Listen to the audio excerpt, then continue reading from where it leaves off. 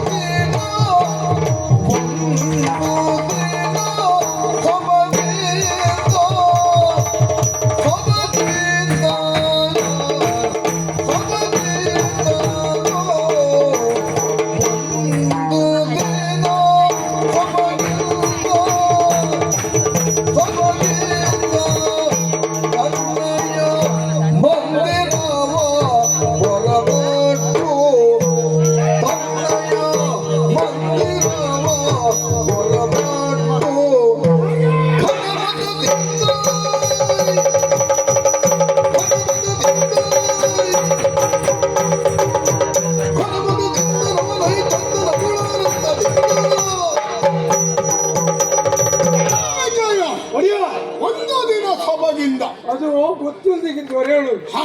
ನಿಮ್ಮದು ಒಂದು ದಿನ ಸೊಬಗಲ್ಲ, ದಿನಕ್ಕೊಂದು ಸೊಬಗು, ಹೊಸ ಹೊಸ ರೀತಿಯಲ್ಲಿ. ಹೌದಲ್ಲ? ನೀವು ನಿನ್ನೆ ಮಾಡಿದಾಗ ಇವತ್ತು ಮಾಡೋದಿಲ್ಲ, ಇವತ್ತು ಮಾಡಿದ ಹಾಗೆ ನಾಳೆ ಮಾಡೋದಿಲ್ಲ. ದಿನ ದಿನ ಬದಲಾವಣೆ. ಇವತ್ತು ಹೇಗಾಗಿದೆ ಶೃಂಗಾರ? ನನಗೆ ಆಶ್ಚರ್ಯ ಆದದ್ದು ಈ ರೀತಿ ನಿಮ್ಮನ್ನು ನೋಡಿದ್ದು ಇದೇ ಪ್ರಪ್ರಥಮ. ಮುಂಡಾಸು ಹೇಗೆ ಅದು ಕೊಟ್ಟದ್ದ ಇಟ್ಟದ್ದ ಮತ್ತೆ ಎರಡೂ ಅಲ್ಲ. ನೀವು ಹುಟ್ಟುವಾಗಲೇ ಹುಟ್ಟು ಬಂದದ್ದು, ಹುಟ್ಟಿ ಬಂದವ ಹಾಗೆ ಹಾಗೆ ಅಲ್ಲಿ ಸ್ವಲ್ಪ ಕೈ ಬಂದೆ ನಿಮ್ಮ ಚಿಲಕ ಚಿಲಕ ಅದನ್ನ ಬಾಯಿಗೆ ಹಾಕ್ಬೇಕು. ತಿಲಕ ಅದು ಸಾಮಾನ್ಯ ತಿಲಕ ಅಲ್ಲ, ಲೋಕಮಾನ್ಯ ತಿಲಕ, ಲೋಕದಲ್ಲಿ ಮಾನ್ಯತೆ ಪಡೆದ ತಿಲಕ. ಹಾಗೆ ಮತ್ತೆ ಕೆಳಗೆ ಬಂದ್ರೆ ಮುಖಕ್ಕೊಂದು ಮೀಸೆ. ಕಣ್ಣು ಕಾಣಿಸುವುದಿಲ್ವಾ? ಎರಡು ಕಡೆ ಉಂಟಲ್ಲ ಮೀಸೆ. ಪಕ್ಕಕ್ಕೊಂದು ಮೀಸೆ ಅಲ್ಲ, ಮತ್ತೆ ಮುಖಕ್ಕೊಂದು ಮೀಸೆ. ಮುಖಕ್ಕೊಂದು ಮೀಸೆ. ಮೀಸೆಗಿಂತ ಆ ಮೀಸೆ ಮಾಡಿಕೊಟ್ಟೆ ಒಂದು ಸನ್ಮಾನ ಮಾಡಿದ್ದೆ. ತಲೆ ಹೊಡಿದ್ದೇನೆ ಮಾಡ್ಕೊಡ್ಲಿಕ್ಕೆ ನಾನು ಹಚ್ಕೊಂಡು ಬಂದದ್ದ. ಹುಟ್ಟಿದ ಮೀಸೆ ಅದು ಅಲ್ಲ, ಹುಟ್ಟದ್ದೇ ಆಗಲಿ ಅದನ್ನ ತಿದ್ದಿ ತೀರಿ ಓರ್ಣವ ಮಾಡಿಕೊಟ್ಟನಲ್ಲ, ಪೌರುಷದ ಪತಾಕೆಯೋ ಎಂಬ ಹಾಗೆ ಮಾಡಿಕೊಟ್ಟ. ಅಂದ್ರೆ ಅಷ್ಟು ಸರಿ ಮಾಡಿಟ್ಟಿದ್ದಾನೆ ಅಂತ ಮಾಡಿಕೊಟ್ಟದ್ದಲ್ಲ. ಹಾಗೆ ಅಲ್ಲೇ ಕೆಳಗೆ ಬಂದ್ರೆ ಎದೆ ಹಾರ, ವೀರರ ಎದೆಗೆ ಔಚಿರ್ಬೇಕಾದದ್ದು ಎದೆ ಹಾರ. ನಾ ಯಾಕೆ ಕಟ್ಟಲಿಲ್ಲ? ಯಾಕೆ? ನಾವು ಕಟ್ಟಿರೋದು ಹಿಂದೆ ಕಟ್ಟುವುದು ಮುಂದೆ ಕಟ್ಟುವುದು ನಮಗೆ ಗೊತ್ತಿಲ್ಲ. ಹೌದು, ಹಾಗೆ ಭುಜಕ್ಕೆ ಇರ್ತೀವಿ. ನಿಮ್ಮ ಭುಜದಲ್ಲಿರುವುದರಿಂದ ಮರತುಂಡಿಗೂ ಒಂದು ಬೆಳಗುಂಟು. ಮರದ ತುಂಡಲ್ಲ, ಬಂಗಾರ, ಅದು ಶುದ್ಧ ಬಂಗಾರ. ಒಂದು ಮಳೆ ಬೀಳಿ ಅದು ಚಂದ ತೋರಿಸ್ತೇನೆ. ಜೂನೆಲ್ಲ ತೊಳೆದು ಹೋದ್ಮೇಲೆ ಫಳ ಫಳ ಫಳ ಫಳ ಹೊಳಿತದೆ. ಫಳ ಫಳ ಅಲ್ಲ, ಕಳ ಕಳ ಕಳ ಕಳ. ಹಾಗೆ ವೀರಗಸ, ವೀರರ ಯೋಗ್ಯತೆಗೆ ಅಲಂಕಾರ ಭೂಷಣವಾಗಿರುವುದು ವೀರಗಸ. ಏನಾಯ್ತಾ?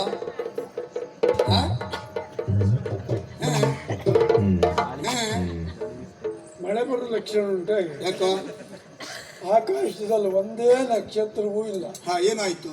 ಎಲ್ಲವೂ ನಿಮ್ಮ ಪೀತಾಂಬರದಲ್ಲಿ ಆಕಾಶದಲ್ಲಿ ರಾರಾಜಿಸುವ ನಕ್ಷತ್ರಗಳು ನನ್ನ ಪೀತಾಂಬರದ ಮೇಲೆ ಮನೆ ಮಾಡಿದ ಹಾಗೆ ಥಳ ಫಳ ಥಳ ಫಳ ಥಳ ಫಳ ಥಳ ಫಳ ಥಳ ಫಳ ಹೊಳಿತಾ ಇದೆ ಅಲ್ವಾ? ಹಾಗಾದ್ರೆ ಶೃಂಗಾರದಲ್ಲಿ ಯಾವುದೇ ಕೊರತೆ ಆಗಲಿಲ್ಲ. ಇಷ್ಟೊಂದು ಶೃಂಗಾರ ಯಾಕಾಗಿ? ಶೃಂಗಾರದಲ್ಲಿ ಯಾವುದು ಕೊರತೆ ಇಲ್ಲ ಅಂತ ಹೇಳಬೇಡ. ಆನೆಗೆ ಅಲಂಕಾರ ಬೇಕಾ? ಆದ್ರೂ ಮಾಡ್ಬೇಕಾಗ್ತದೆ. ಯಾಕೆ? ಅಂಬಾರಿ ಹೋಗ್ಲಿಕ್ಕೆ. ಮತ್ತೆ ನೋಡಿದವ್ರು ಇವತ್ತು ಹೀಗೆ ಬಂದ್ಬಿಟ್ನಲ್ಲ, ಮೈಯೆಲ್ಲ ಹೋಯ್ತಾ ಹೇಗೆ ಅಂತ ತಿಳ್ಕೊಳ್ಬಾರ್ದು. ವಿಜಯ, ಹಾಗಾದ್ರೆ ಈ ಶೃಂಗಾರ ಎಲ್ಲ ಯಾರಿಗಾಗಿ ಯಾಕಾಗಿ? ಇರುವವಳು ಒಬ್ಬಳೇ ಅಕ್ಕ ಸುಧೀಷ್ಣಾದೇವಿ.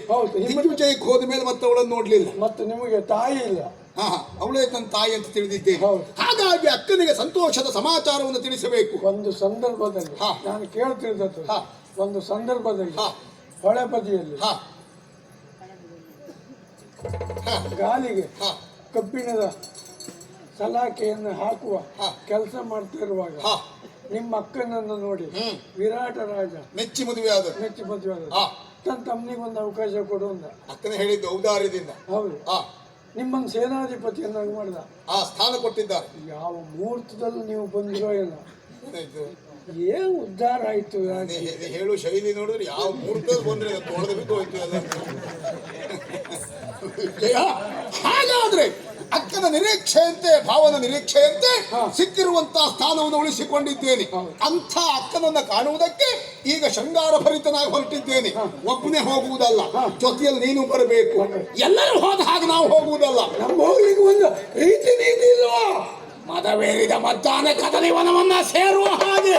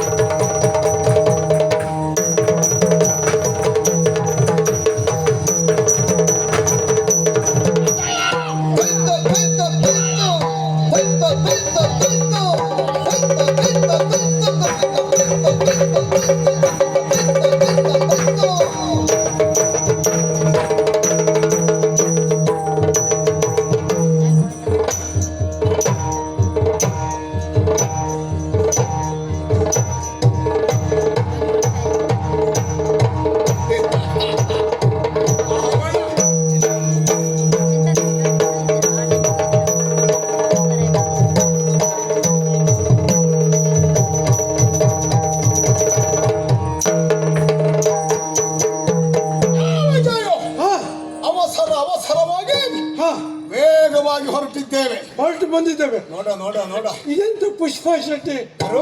ಪುಷ್ಪಾ ಶೆಟ್ಟಿ ಅವಳು ಯಾರು? ಅವಳು ನಿಮಗೆ ಗೊತ್ತುಂಟು? ನನಗೆ ಗೊತ್ತಿಲ್ಲ. ಅವಳು ಪುಷ್ಪವೃಷ್ಟಿ, ಯಾಕೆ? ಹೂವಿನ ಮಳೆ. ಹಾ, ಯಾರ ಕೆಲಸ ಯಾಕಾಗಿ ಮಾಡಿದ್ರು ಗೊತ್ತಾಯ್ತು ನನಗೆ. ಏನು?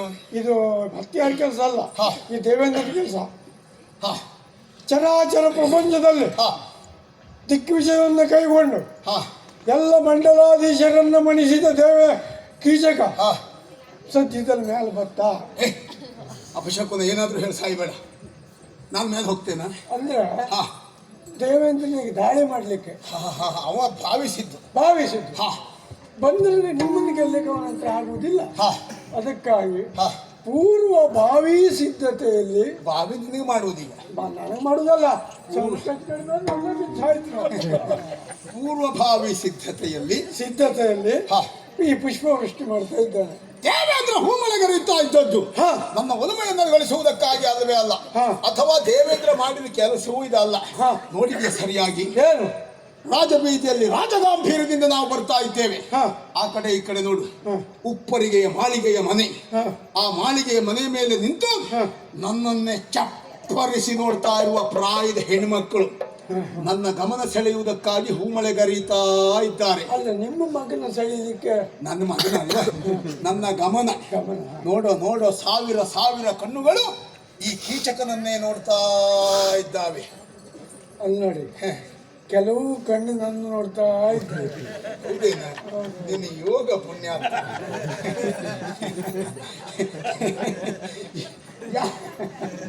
ಯಾಕಾಗಿ ಅವರು ನನ್ನನ್ನು ನೋಡ್ತಾ ಇದ್ದಾರೆ? ಯಾಕೆ? ಅವ್ರಿಗೆ ಗೊತ್ತಾಗಿದೆ ಹಾ. ಕೀಚಕನಿಗೆ ಇನ್ನೂ ಮದುವೆ ಆಗ್ಲಿಲ್ಲ ಅಂತ. ವಿಜಯ್ ಒಬ್ಬ ಬಾಕಿ ಇದ್ದ ಅಂತಲೂ ಗೊತ್ತುಂಟು. ಹಾಗೆ ಇರ್ತಾನೆ ಅಂತೂ ಗೊತ್ತಾಗಿದೆ ಅವರಿಗೆ. ಅಧಿಕ ಪ್ರಸಂಗಿ ಅದಲ್ಲ, ಅವರೆಲ್ಲ ನಮ್ಮನ್ನು ನೋಡ್ತಾರೆ ಅಂತ ನಾವು ಅವರನ್ನು ನೋಡ್ತಾ ನಿಲ್ಲುವುದಾ? ನಾವು ಯಾವತ್ತೂ ನಿಲ್ಲುವುದಿಲ್ಲ. ಹಾ ನಾವು ನೋಡಿದ ಹೆಣ್ಣು ಮಕ್ಕಳನ್ನ ಹಾ ಮತ್ಯಾರು ನೋಡುವಾಗಿರುವುದಿಲ್ಲ. ಅಂದ್ರೆ ಅಷ್ಟು ತೆಗೆದಾಕಿದ್ದೇ ನೋಡುವುದ ನಾವು?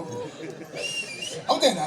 ಅಲ್ಲ, ನಾವು ನೋಡಿದ್ರೆ ಮತ್ತೊಬ್ರು ನೋಡ್ಲಿಕ್ಕೆ ನೋಡ್ಲಿಕ್ಕೆ ನಾವು ಬಿಡ್ತೇವ. ಈಗ ನೋಡ್ಬೇಕಾದದ್ದು ಅಕ್ಕನ.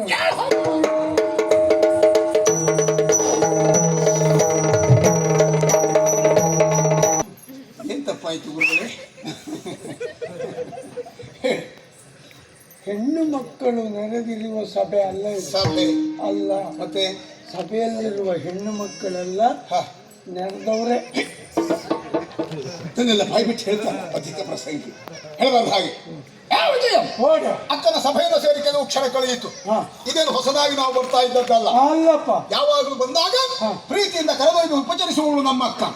ಇಷ್ಟೊತ್ತಾದ್ರೂ ಅಕ್ಕ ಯಾಕೆ ಇನ್ನು ಮಾತಾಡಿಸುವುದಕ್ಕೆ ಬರ್ತಾ ಇಲ್ಲ? ನೋಡ್ಕೊ ಬರ್ತಾರೆ. ನನ್ನ ಅಕ್ಕ ಅಂದ್ರೆ ನಿನ್ನ ಅಕ್ಕ ಅಂತ ಮಾಡಿದ್ಯಾ? ನೋಡ್ಕೊಂಡು ಬರ್ಲಿಕ್ಕೆ ಅಲ್ಲೆಲ್ಲ ಇರ್ತಾಳ. ಅಲ್ಲ, ಮತ್ತೆ ಎದ್ದು ಬಿಟ್ರೆ ಆ ಜಾಗದಲ್ಲಿ ಬೇರೆ ಯಾರು ಬಂದು ಕೂತ್ರೆ? ನಮ್ಮ ಅಕ್ಕನ ಸ್ಥಾನ ಭದ್ರವಾದದ್ದು, ಹಾಗೆಲ್ಲ ಅವಳು ಕುಳಿತದ್ದು ಯಾರು ಕೂತ್ಕೊಳ್ಳುವುದಿಲ್ಲ. ಆದ್ರೂ ಏನೋ ಕಾರ್ಯ ನಿಮಿತ್ತ ಇದ್ದ ಒಲ್ಲಿದ್ದಾಳ ಅವಳ. ಅವಳಲ್ಲ ಈ ಕಡೆ ಪುರ ಇದೆಲ್ಲ ಕಳೀತು. ಕಟ್ಕೊಂಡು ಹೆಣ್ಮಕ್ಳೆಲ್ಲ ಅಕ್ಕ, ತಂಗಿ, ಅಮ್ಮ ಮತ್ತೆ ಮುಗಿಯಾಗುದು. ಅದೇ ಕಾಲ ಕೂಡಿ ಬರಲಿ, ಅಲ್ಲಿವರೆಗೆ ಅಕ್ಕ ಅಂತಲೇ ಕರಿಬೇಕು. ವಾ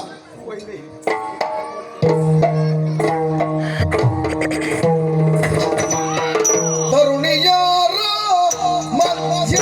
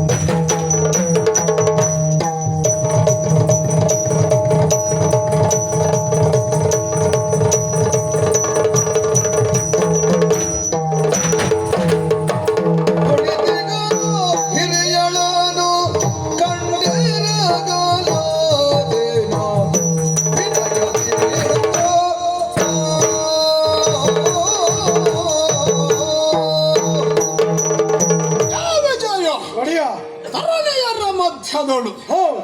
ಅಕ್ಕ ಎಲ್ಲಿದ್ದಾಳೆ ಎನ್ನುವುದಾಗಿ ಯೋಚಿಸುತ್ತಾ ಹಾ. ತುಂಬಿರುವಂತ ಅಕ್ಕನ ಸಭೆಯನ್ನ ಹಾ. ಹುಡುಕುತ್ತಾ ನಾವು ಈ ಕಡೆಗೆ ಬಂದವರು. ಹೌದು. ನೋಡಿದ್ಯಾ? ಹಾ. ಓ ಆ ಕಡೆಯಲ್ಲಿ ಹಾ. ಎತ್ತರವಾದಂತ ಪೀಠವನ್ನ ಏರಿ ಹಾ. ನನ್ನ ಅಕ್ಕ ಹಾ. ಸುಧೀಷ್ಣಾದೇವಿ ಹಾ. ವಿರಾಜಮಾನಳಾಗಿದ್ದಾಳೆ. ಕೆಸರಿನ ಮಧ್ಯದಲ್ಲಿ ಕಮಲ ಇರುವಂತೆ. ಹಾ, ನಮ್ಮ ಅಕ್ಕ ಕುಳಿತ ಟಿವಿ ನೋಡ.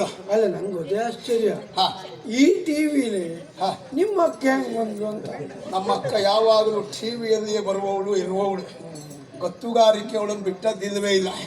ವಿಷಯ ಇಷ್ಟೊತ್ತಾದ್ರೂ ನಮ್ಮ ಅಕ್ಕ ನನ್ನನ್ನು ಮಾತಾಡಿಸ್ಲಿಕ್ಕೆ ಬರ್ತಾ ಇಲ್ಲ. ಏನೋ ಹೆಣ್ಮಕ್ಳನ್ನ ಸಂಭಾಷಣೆ ನಡೆಸ್ತಾ ಇದ್ದಾಳೆ. ನೀವು ಬಂದದ್ದು ಗೊತ್ತಾಗ್ಲಿಲ್ವೇನು? ಗೊತ್ತು ಮಾಡೋಣ. ಹೋಗಿ ಅಕ್ಕನಿಗೆ ಗೌರವ ಪೂರ್ವಕವಾದಂತ ಒಂದು ನಮಸ್ಕಾರ. ನಮಸ್ಕಾರ ಪೂರ್ವಕವಾದ ಒಂದು ಗೌರವ. ಬಾ, ಬಾ. ಅಕ್ಕ ನಮೋ ನಮಃ.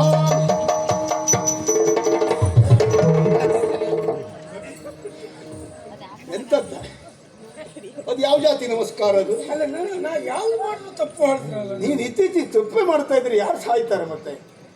ಅಕ್ಕ ಅಂದ್ರೆ ದೇವ್ರಿಗೆ ಸಮಾನ ಅಂದ್ರೆ. ಹೌದು. ಈಗ ದೇವ್ರ ಮುಂದೆ ಕಾಯಿ ಹೊಡೆದು ತಿರ್ಸಾಕಿದ್ರೆ ಅದು ಅಪಶಕುನ. ಈಗ ಅಕ್ಕಂದ್ರು ಅಂತ ದೇವ್ರ ಮುಂದೆ ಹಾ.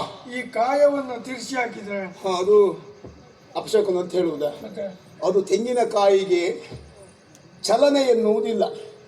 ಅದು ಹಾಗಾಗಿಯೇ ಅದನ್ನು ಅಂಗಾತ ಇಡಬೇಕಾದದ್ದು ಶಕುನ, ಶುಭ ಅಂತ ಅರ್ಥ. ಇದು ಚಲನೆ ಇದ್ದದ್ದು, ಜೀವ ಇದ್ದದ್ದು. ಅದು ಹಾಗೆ ನಮಸ್ಕಾರ ಮಾಡಿದಾಗ ಮಾತ್ರ ಶುದ್ಧತೆ ಅಂತ ಅರ್ಥ. ನಮಸ್ಕಾರ ಮಾಡಿ. ಓ ಅಕ್ಕ ಮಹಾದೇವಿ ಅವರು ತಮ್ಮ ಬಂದ